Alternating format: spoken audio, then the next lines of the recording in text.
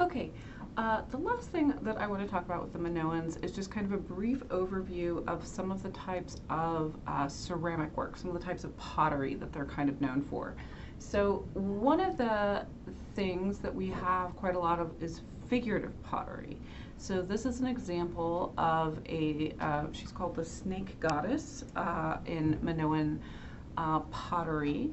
And so the thought is that this is a representation of a deity of some kind, of a goddess, or perhaps a priestess doing some kind of ritualized action that involves snakes. I don't know.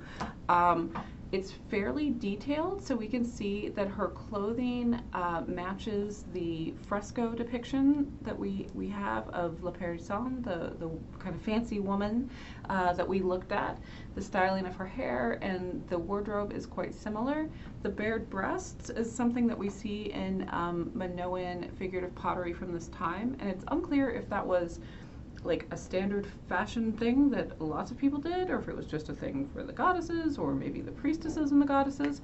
But this is definitely something that is indicative of the Minoan culture. She's holding two snakes, and then she has some kind of animal sitting on her head. In my mind, it's always a cat, but it might be something else. It's a small kind of mammal sitting on her head.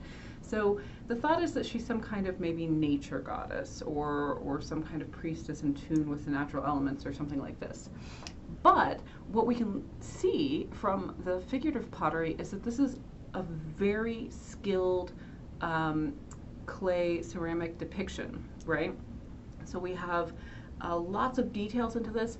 It's polychromatic, meaning it has multiple colors of glazing, which is quite impressive because this is 1600 BC, so this is a very, very old piece of pottery. Other than figurative pottery, they're also known for their vessels. So that should say marine, I'm sorry, not marn, that's a typo, it's missing an I. So a lot of the Minoan pottery is called marine style, which makes sense again because these are people who live on an island, so marine life is something that's a big part of their day-to-day and of their culture. So there are a lot of these really wonderful, detailed, hand-painted pottery pieces that depict sea creatures.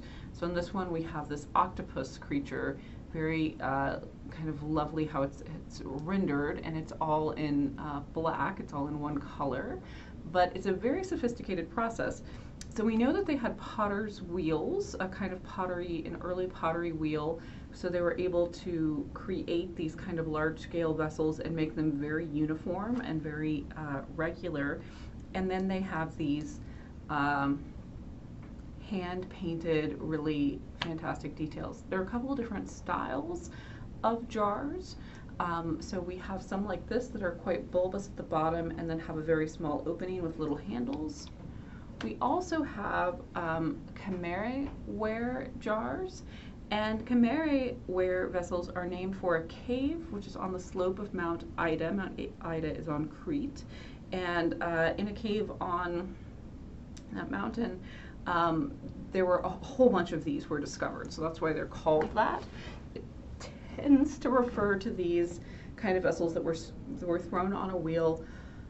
This style often has a smaller base and rounds up and has a wider mouth, so it could have been used to mix things together in it, and also possibly for storage. This is also marine style in that we have marine creatures depicted here. We have some paintings of fish, and then we have this sort of abstracted painting representing the sea, right?